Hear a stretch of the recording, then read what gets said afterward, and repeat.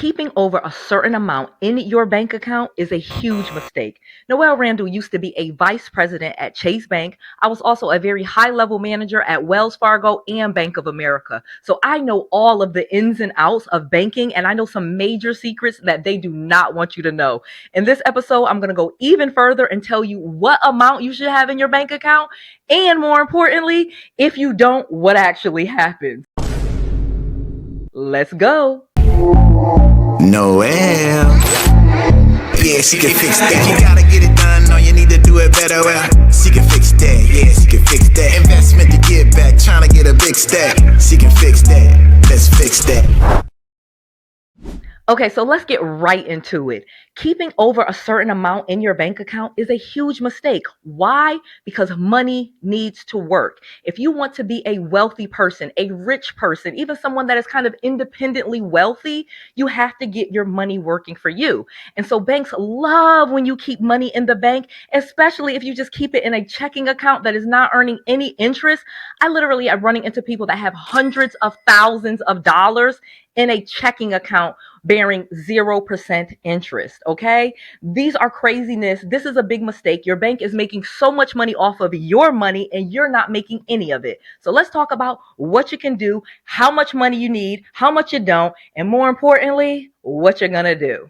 Money needs to work. You don't want to keep more than what you need in a bank account because money needs to work. You actually have to put your money to work where it starts bringing in interest, or it's invested in some way and it's bringing you a return. Having your money not work and only you work is a big mistake, and it is what poor people do. It's not what rich people do. So as you start to change your mindset, as you're coming into the Noelle Randall world where you're going to be rich and wealthy and you're going to be smarter and savvier with your money, you got to put your money to work. I'm always telling you, you don't want to have bad credit and use your money in all the wrong ways. So the first thing, of course, that you want to do is have an emergency fund. Yes, you have an emergency fund in your bank account with what you need for just an emergency. The rest of the money that you don't need for an emergency, you're going to put to work. I'm going to share with you another reason. Let me share some numbers with you. So let's just say your monthly expenses, your rent, your utilities, your essentials, let's just say whatever that number is, you add that up, and let's just use the example that is $1,700 per month. Well, perfect. That's what you need for 1 month of your essentials, not your extras, not going out, but just your essentials. Let's just say it's $1,700 per month. Well, in most cases, people are going to tell you to have 3 months, 6 months, or 9 months. So here are the numbers right here. Additionally, some people will tell you 9 months, but that may not be true. So let's kind of break that down. If you are working a stable job and you've been working at your company for many, many years, and you have other investments and different things like that, and you feel like a very stable person, 3 months is sufficient. Having 6 months is great, and some people will say 6 months, but if you are working a job and you work there for 20 years and you have this stable life going, there's no reason to keep 6 months when 3 months works much better. Now, if you want to be extra careful and have 6 months, that is absolutely okay, especially if you're first getting started and you're not really considered stable. This is the first time you're actually coming up with an emergency funds and even having some savings. I totally get it. Then you might go shoot for 6 months, because that is the most safest way to live your life, is have 6 months of your essentials in an account, cash, ready to go, really available. Now, if you're an entrepreneur like myself, the recommendation is actually 9 months. Okay. So, and that's the case, and you have you're self-employed and you're, especially if you're in the first 2 to 5 years and, business goes up and down. Yeah, 9 months is really going to be good. But let me give you a caveat. Noelle Randall is not about saving your way to rich. So if you have this on a line of credit or a credit card, I actually am totally okay with that, especially if you have great credit and none of your credits have any balances on it, and you're really like that person that has credit cards and they have no balance. Then why can't your emergency fund be a line of credit or a credit card? Noelle Randall says yes, it can, because tons of rich people that I know, they don't like having a lot of cash. Think about it. If your mortgage is $40,000 and I'm giving you these numbers, numbers, well, then your numbers and what you have to keep in an emergency funds is really, really excessive. So again, having access to that is okay. Many conservative people will tell you have it in cash, this, that, and the other. Noelle Randall does not want you to live a small life. So I'm telling you, 3 months is fine. 6 months if you're not really a stable person, 9 months if you're self-employed and just getting started. And I wholeheartedly feel like it can be a line of credit. Again, having access to a line of credit that you don't actually have a balance on, and you just keep it there almost as a savings account. I have people that do that. I do that. I have all of these lines of credit, millions of dollars. No reason to have 9 months just sitting in an account somewhere, even though I actually do sometimes. But let's talk about number two reason why it's a huge mistake to keep more than this in an account. Number two, having more than your essentials, the emergency fund that you need in an account, just leads to you spending it. You will spend it. That's just inevitable. Think about it. You've had lots of money in an account before and you just blew right through it, didn't you? I know that I have so many times. And that is why it is a huge mistake and something no one with any sense and financial savvy would do, keeping all of that money in a 0% earning account. If you actually put money in an account, for example, where it's earning interest, that would be much different, especially if it's like a high yield savings account, which is where I think your emergency fund should be anyway, not a 0% earning interest checking account, that type of thing. But let's take this even further. You could actually invest it in the stock market and it makes a big difference. Let's just take the number of $10,000, which is for some reason what people always think they need to have saved. Even if I said your essentials come up to $1,700 per month, and 3 months is this number, and 6 months is this number, and 9 months is this number, people still like the number of $10,000. But think about this for a second. If you have $10,000 and you leave it in an account, a regular checking account earning no interest whatsoever, in 8 years, okay, you have $10,000. Actually, you probably have less than that because maybe there's a monthly fee. But let's just say you got a great checking account with no interest, but they don't charge you a monthly fee. So in 8 years, you have $10,000. Well, if you had took that $10,000 and you put it in the stock market, for example, where it's earning 8% return, just, very modest returns. After 3 years, you actually have almost $13,000 instead of $10,000. Here's a quick little graph to just show you that. So think about just after 3 years, you actually have now almost $3,000 more than you started versus just putting it in a checking account. You have nothing. After 8 years, you've almost doubled your money. That is why people say, 8%. And that's kind of a rule because after 8 years, you would nearly have doubled that $10,000. It's almost $20,000. So think about that for a second. And that, of course, is the better use of the money. But even more importantly, just leaving it in that account, you're going to spend it. That is what we do. Something's going to come up. You're going to see something you like or want to do something, and that money is just sitting there. And of course, money has no value unless you use it. So you're going to spend it. That is why you don't want to keep a whole bunch of money in these accounts, because you end up just spending it, never investing it, and never allowing it to work for you like I just showed you. So let me give you one more reason why it's a huge mistake keeping a lot of money in an account. Money loses value over time. You guys know this. Some of you guys know this, but I'm going to tell you if you don't. Money loses value over time. What you could buy with $1, just using an example, you have $1. And in 1930, think about all of the things you could buy. Or let's just go back to 1925, 100 years ago, what $1 would buy versus what it will buy today. It is insane. Even if you go back 50 years, what $1 could buy versus what $1 buys today.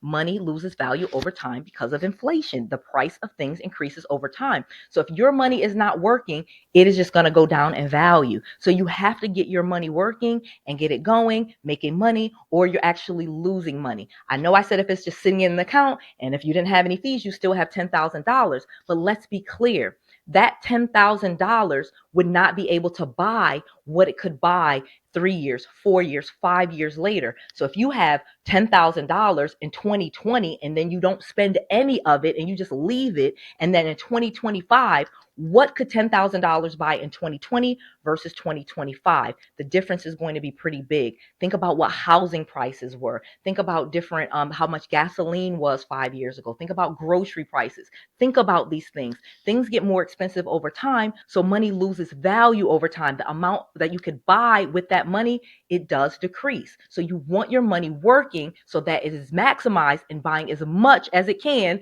with the dollar. Okay, you get that. Now let me give you some do's, because I already talked about all of the stuff you shouldn't do, and I showed you why, gave you some nice little charts, told you what your actual number is, because some people wonder, how much should I keep in an account? I just gave you the number. And in fact, I don't think you should keep very much money at all in an interest-bearing checking account. I'm going to tell you what you should do. Number one, a high yield savings account. A high yield savings account is going to have 3.5%, 4.5%, 5.5% annual interest that they are paying you on your money. That is going to be the best place to just have money sit. So, because again, it at least is working for you. It is at least going to get you some dividends and some return, more than just sitting in an account and actually losing money or getting no money at all. So a high yield savings account is okay. Now, of course, I don't think this is the best thing to just put money in savings accounts and just leave it there. Again, I told you when I started this video, your money should be put to work. You got to get that money working. It's like how you work, it works. So a high yield savings account is fine. It's doing some work, and it is better than putting it in a checking account that gets you no interest whatsoever. Let me give you some even better options. Number two, an IRA, a traditional IRA or a Roth IRA. IRA standing for individual retirement account. I absolutely love these things, and so do the rich. There is so much things that you can do with an IRA where you don't have to pay any taxes. You can actually invest out of your IRA. In fact, a billionaire, Peter Thiel, has made billions out of his IRA and put it into there. And again, that's like an account. If he gets sued, that's his retirement account. So they're not able to touch that. People can't sue him for it and take that money. It is an amazing place to put a lot of money. Okay. Now, you do get tax deductions where you can only put $7,000 into your Roth IRA each year, for example. However, do that. That would be a much better place. So even if I gave you those numbers before with $1,700 per month, well, think about it. If the max is only $7,000 that you can contribute to your IRA, well, great. Do that. Now you've kind of done something with that $10,000 number that you had in mind, and you're putting it to work in a much better way that, again, even if something did happen, you actually do have some access to.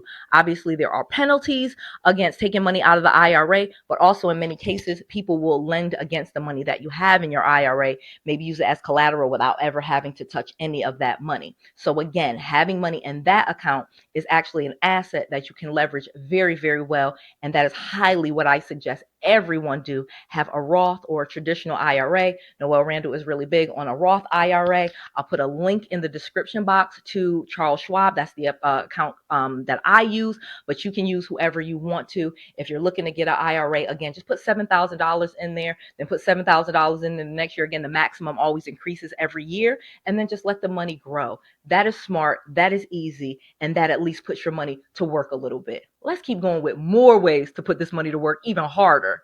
Number three, stocks and mutual funds. Absolutely, you should be investing in the stock market. Although Noelle Randall is a real estate multimillionaire, I still invest in the stock market via mutual funds and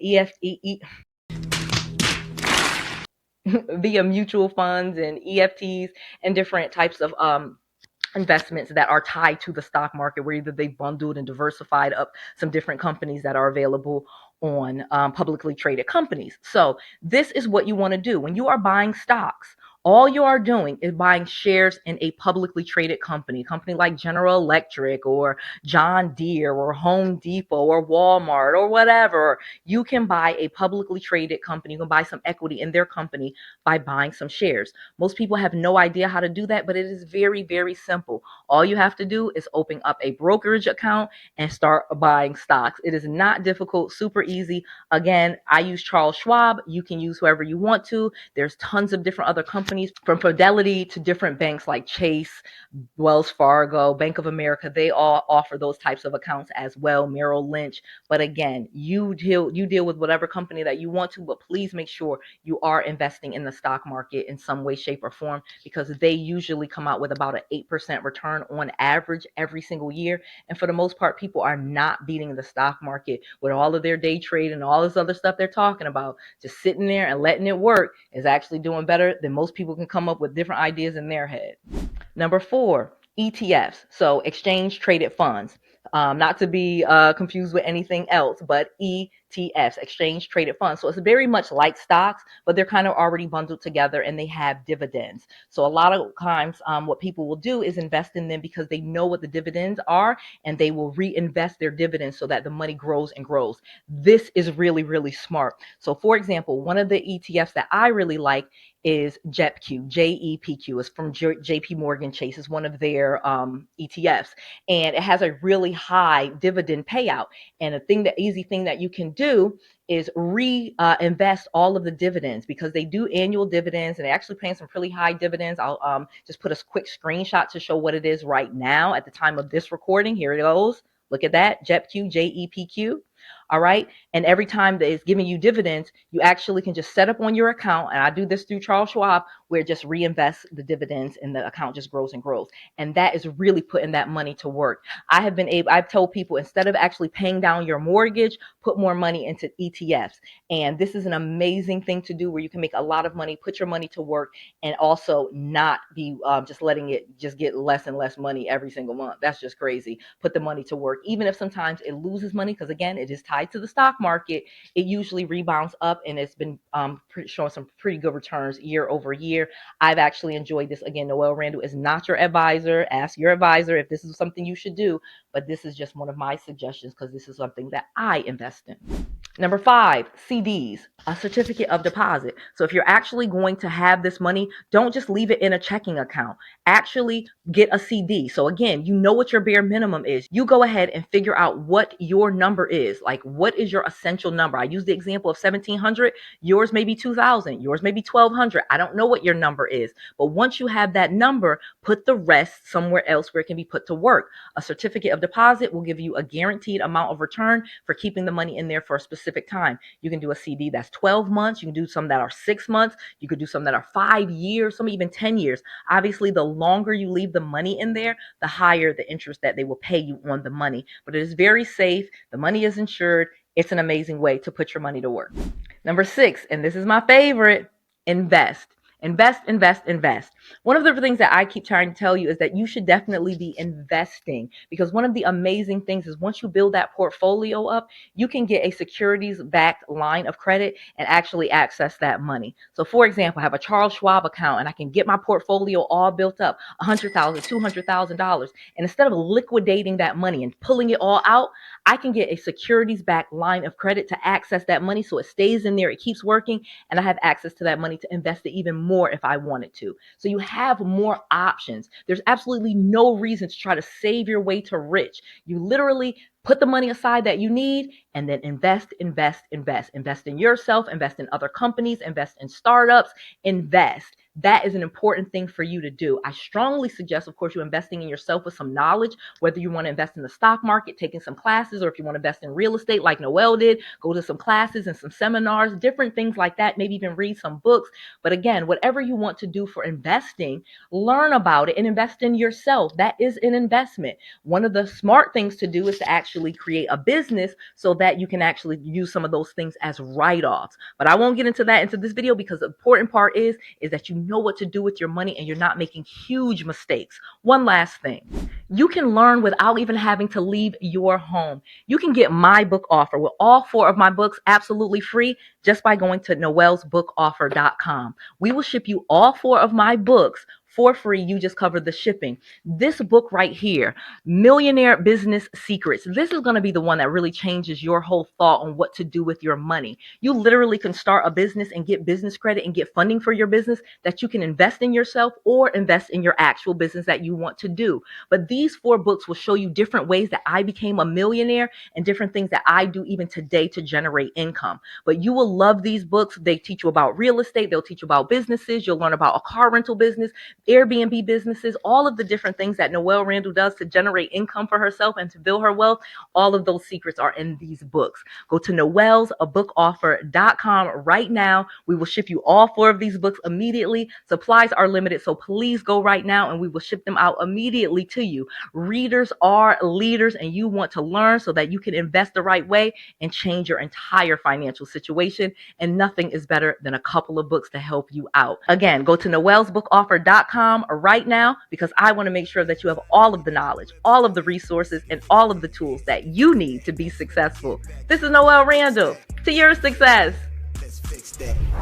Hey, all right, make sure you subscribe to this channel and make sure you thumbs it up. Come on, give me a thumbs up. I'm doing my absolute best to share all of this great information with you at least 3 times a week. The least you could do is subscribe. I'm helping you. You help me out too. If you've ever been wondering what video you should watch of Noelle Randall's next, it's this one. Go ahead and watch this.